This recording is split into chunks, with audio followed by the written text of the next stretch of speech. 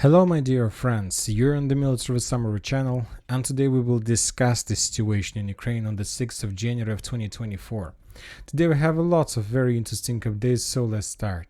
If you remember the previous video, we were talking about the woman who was moving with his husband and kids to the western part of Ukraine for Christmas holidays, and that at some point of their trip the Ukrainian military authorities stopped her car and they kidnapped her husband in a known direction. If you remember, she was crying, making video shorts, TikToks, asking for help, asking people to help her what to do because she doesn't have even license how to drive car.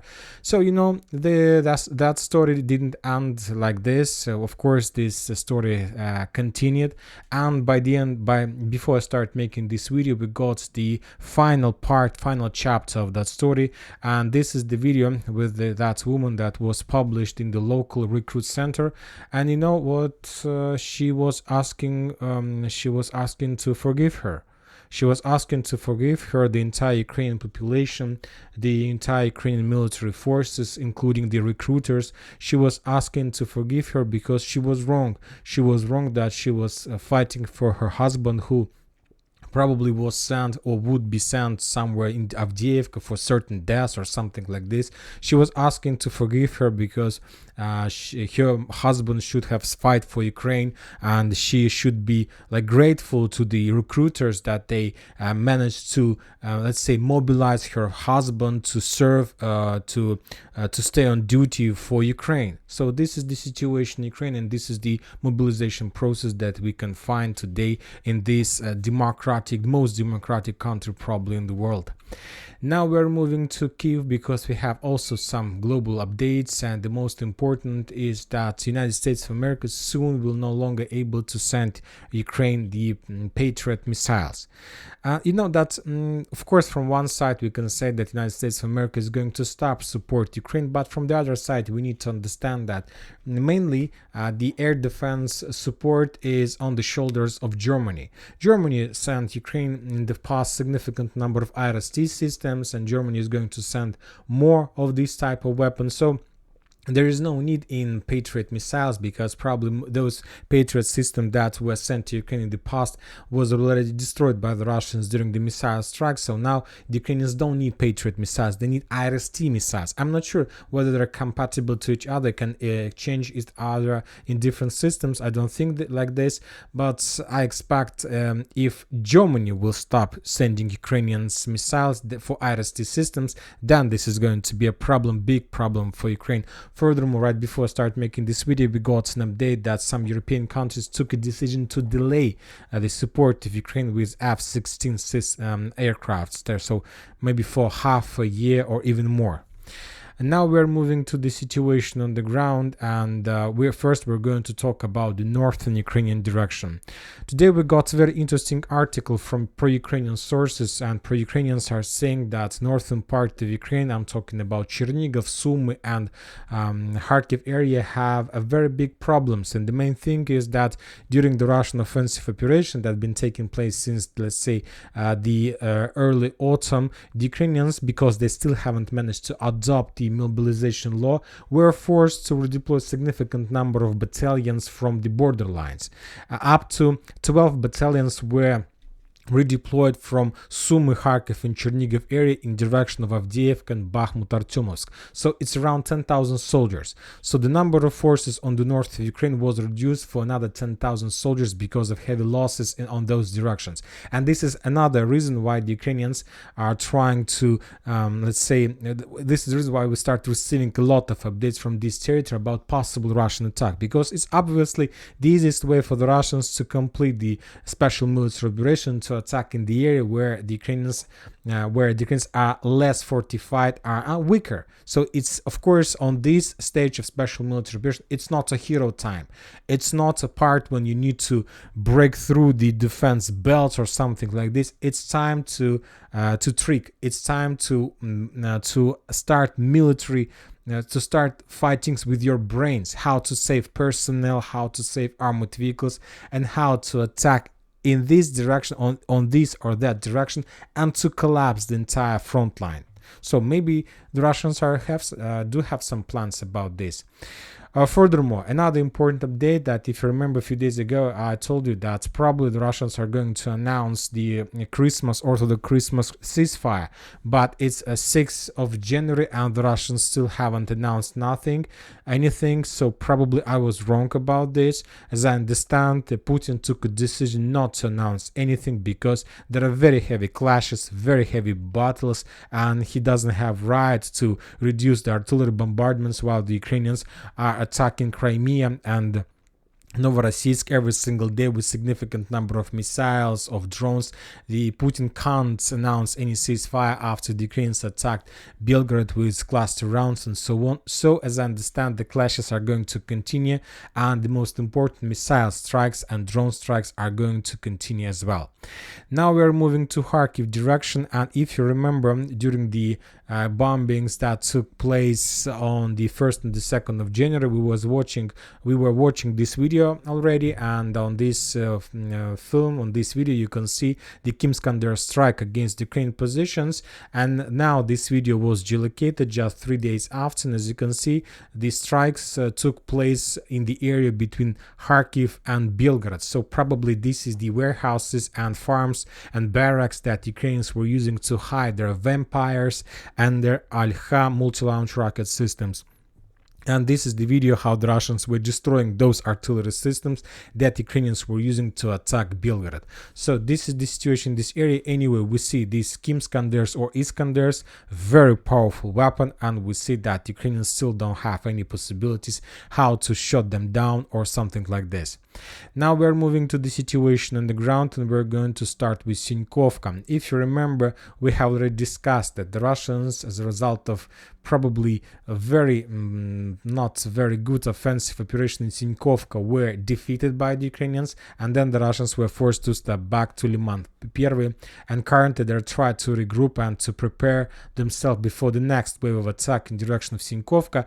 But now the Russians are planning to change their plan completely. First, the Russians start bombing Synkivka with aviations, with FABs, and now we start receiving geolocated videos how the Russians were bombing the former positions with TOS flamethrowers systems, which confirms that Ukrainians managed to restore complete control not just over Synkivka but over the trenches and strongholds and fortifications that located even along the tree line and the forest that was or maybe under Russian control. So this is the situation. The Russians are bombing Synkivka heavily, the fortifications with the Ukrainians. I'm not sure whether the Russians are going to start attacks tomorrow. They need to let's say to work a lot on this direction, maybe after 15th of January, as we discussed, after probably possible a date when the Russians are going to launch another massive offensive operation. Now we are moving to Kupyansk direction. We have to central Kupyansk direction or the southern Kupyansk direction. We have just one geolocated video. On this video we can see how the Russians managed to discover another Ukrainian artillery system, the Polish Crab, and as a result of a Lancet strike, the Russians managed to destroy that artillery system. And you know that if we compare the Ministry of Defense reports, let's say at the beginning or at the middle of 2022 or in the beginning of 2023 and now in 2024, now the Russians almost have stopped talk about ex-Soviet, former Soviet artillery systems. Now every single day the Russians destroy or another Crab or another Vampire or another Paladin or something like this. The Ukrainians start using just Western weapon, a very low level of small level amounts of Soviet artillery systems like I don't know, Stab B, D30, D20 howitzers and so on. So the number of them is less and less and less. When talking about Liman direction, we haven't received anything from this area. The Russians continue regrouping. We know that tomorrow is the Orthodox Christmas. Neither the Russians nor the Ukrainians want to die during this day. It's a holiday for both sides, no matter that Ukrainians have removed this date and they start celebrating the Orthodox on the 27th, on the 25th of December as the Western countries. Most of Ukrainians still follow the old calendar, Orthodox calendar, and tomorrow, of course, is going to be very important and holiday for most of the Ukrainians. So that's why, as I understand, no matter that the ceasefire hasn't been announced by the President Putin or President Zelensky, I understand that most of the soldiers on the ground will stick to the calendar and will try not to get under the bullets and not to, let's say, maybe to be so active against the opposite or enemies. As we discussed, according to the previous videos, the Russians, as a result of offensive operation, according to some sources, managed to establish control over the forest belt in this area to improve their positions in Crimea forest. So now we can adjust the map just for a small angle in this area, and according to information, this territory currently is in the gray zone, either under gray zone or under Russian control. When talking about Soledar, we got some updates from this territory. The Russians continue their offensive operation in direction of Veselye. According to some Russian sources, as a result of Russian unexpected attack that took place those days, the Russians managed to establish like tens of strongholds and checkpoints in this direction. But I've been receiving updates about Veselye for probably the previous few days. So sooner or later, according to these updates, the Russians should have entered this village, but for now the clashes are taking place around this area. So we'll see what is going to be next, but Veselye is a very important stronghold, let's say, chain in this area, and with the fall of Veselye, lots of villages and strongholds in this area may fall as well.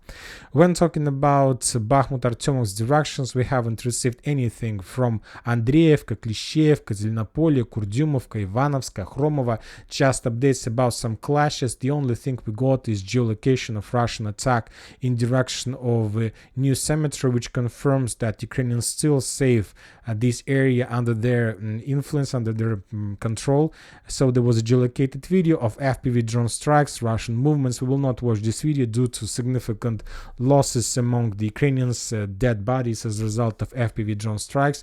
But this is the video shows another wave, another attempt of Russian attack in this direction, for now without any progress, or let's say not without any significant results. Now we are moving to Avdiivka area. As we discussed, we have a lot of updates from this territory, and probably the most important updates are coming not from Avdiivka news itself, but from the northern part, from the main logistic hub that located in Pokrovsk and Mirgorod. The Ukrainians and the Russians published the photos and geolocated confirmations of the results of strikes that took place during these days, maybe yesterday, maybe this morning, maybe the previous night.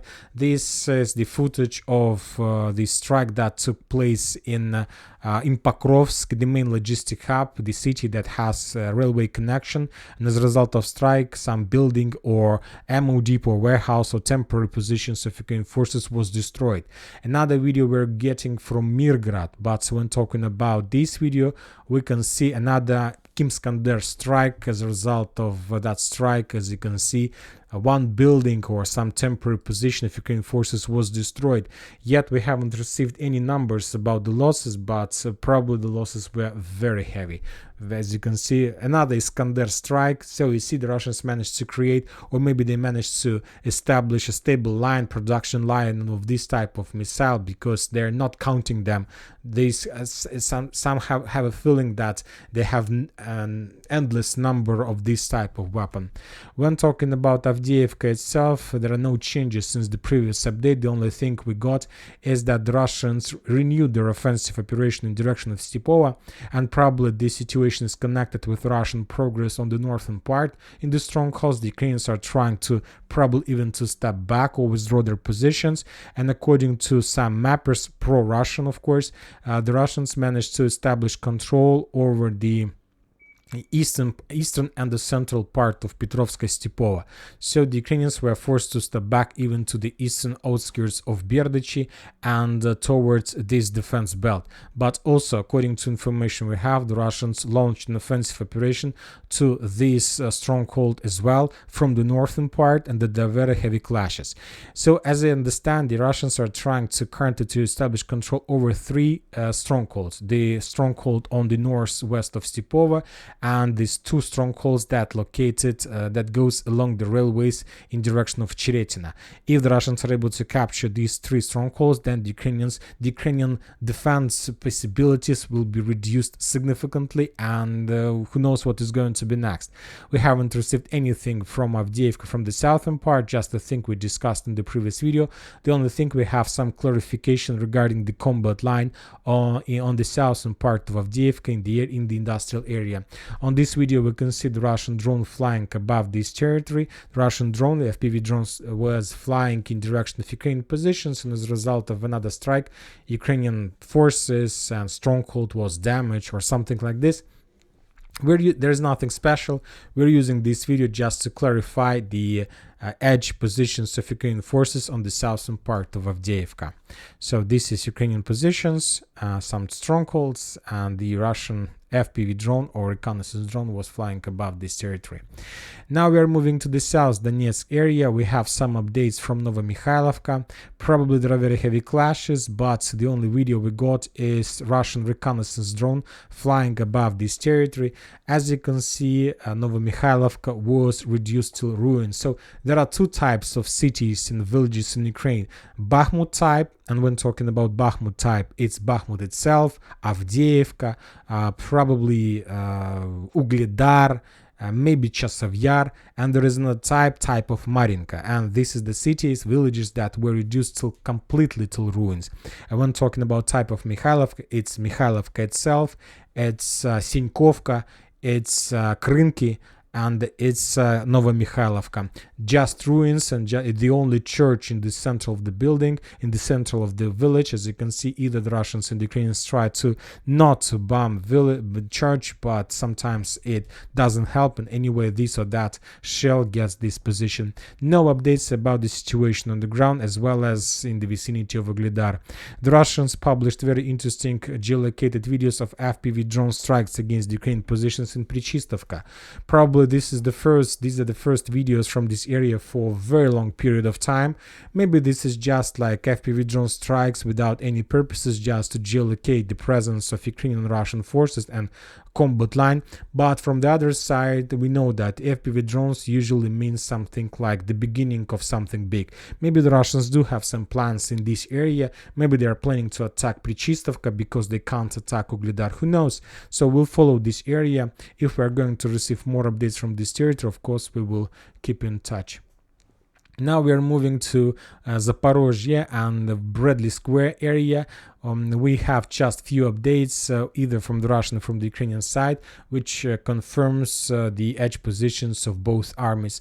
The Russians during the previous 24 hours were trying to attack the Ukrainian positions with a small sabotage group or maybe stormtroopers. The Russians were trying to get the southern fortification of Robotina, but the Russian forces were discovered by the Ukrainian reconnaissance team, and after that the Ukrainians started bombing this territory with mortars, and the Russians were forced to step back. So maybe they had some plans to attack, but they couldn't complete them due to heavy artillery fire. The Russians withdrew their positions and returned back. And the same story took place on the western part of Verbov, but on this case the Ukrainian forces were trying to attack the Russians. Just a second. The Ukrainian forces were trying to attack the Russians, but they were discovered by the Russian reconnaissance team, and as a result of artillery strike of multi-launch rocket systems, the Ukrainian forces, I'm not sure about the big losses, but the Ukrainians were forced to step back and to stop any offensive operation on this direction. So those were the strikes of multi-launch rocket systems. No changes on the ground as well. When talking about Kherson direction, we got also a lot of very interesting geolocations, and the most important is coming from Ingulets, the city that located on Ingulets River. Another Ukrainian ammo depot or warehouse or logistics center that was discovered by the Russians. As you can see, significant number of trucks, fuel carriers, and as a result of Iskander or Kimskander strike, another military base, logistic base of Ukrainian forces was destroyed.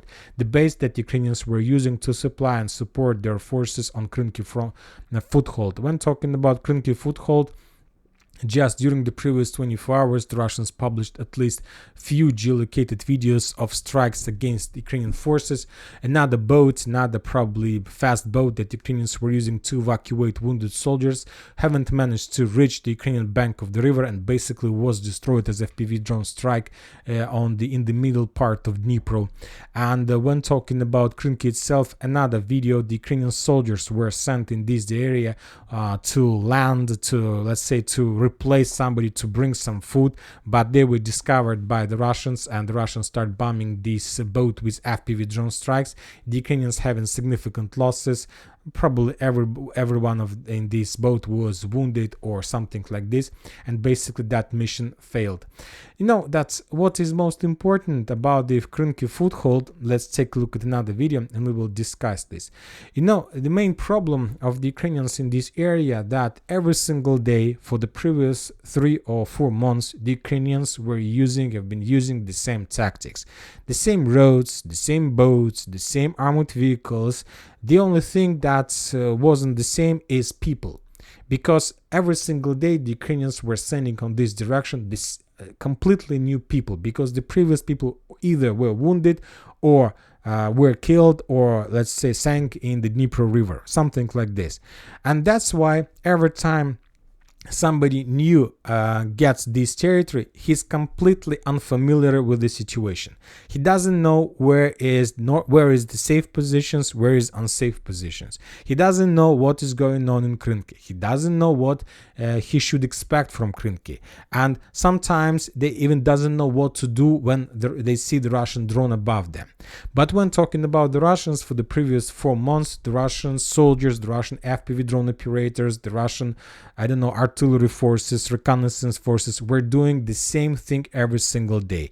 They knew exactly where is the landing area. They knew exactly where is the area where the Ukrainians will get on board. They knew exactly where the Ukrainians are going to turn in this area, to the right or to the left. They know exactly how the Ukrainians are going to behave in this or that situation, because they faced hundreds of the same cases during the previous 4 months. And the Russians even can probably do all these things to attack this area even without, let's say, having the glasses on their eyes, because they know for sure the next step of Ukrainians. And every single day the Russians are getting more and more experience, while the Ukrainians are losing experience every single day. And we see that there is no reason and no point to continue holding this foothold, but for some purposes the Ukrainians continue sending more and more forces for a certain death. When talking about Krynky itself, the Ukrainians published few videos of FPV drone strikes against the Russian infantry, light cars, trucks, armored vehicles. That's just very... It can't be compared even with the damage that the Russians are dealing them every single day. Let's say it's incomparable things. When talking about South Crimean direction, as we discussed, for the probably 4th or 5th day in a row, the Ukrainians tried to penetrate the Russian defense belt, trying to hit the Russian air defense over Crimea. The Ukrainians tried to get the Russian fleet. The Ukrainians tried to discover Russian air defense forces, but still the Ukrainians haven't managed to bypass this stronghold, this Crimean air defense stronghold. Everything was shut down during the previous days, and today at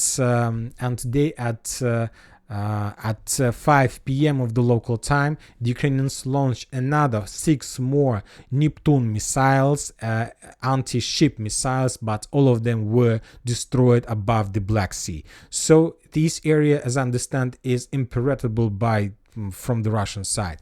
And the most important update about Crimea, which probably is going to be the turning point in this year, in 2024, is that according to some rumors and talks, the Russians are going to hold another BRICS summit on the territory of Crimea.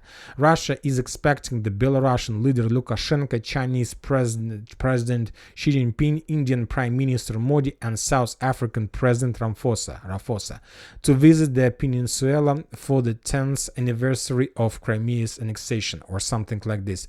So what does it mean? If these leaders of one of the most powerful countries in the world arrive in Crimea, this is going to be complete liberation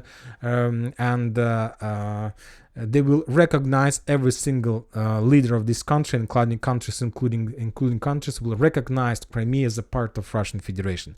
And this is going to be a turning point in Ukrainian history, because even if the Ukrainians somehow are able to penetrate the Russian defense belt, to develop their foothold in Krynky, and to, let's say, restore control over part of Kherson and to get the border of Crimea, in this case, for all these countries like China, India, this is going to be not like an attempt for the Ukrainian side to restore control over this territory. This is going to be, for these countries, an attempt to attack the Russian mainland, because they recognize these territories as the Russian mainland. Very interesting situation. We see that the United States of America can't do anything with this. The only thing they can do is to stop support Ukraine with the Patriot missiles. And that's it for today. Military Summary channel reminds we condemn any violence in the world. Thank you for your watching. Subscribe to my channel, put your likes to my Patreon, and have a good day. Bye bye.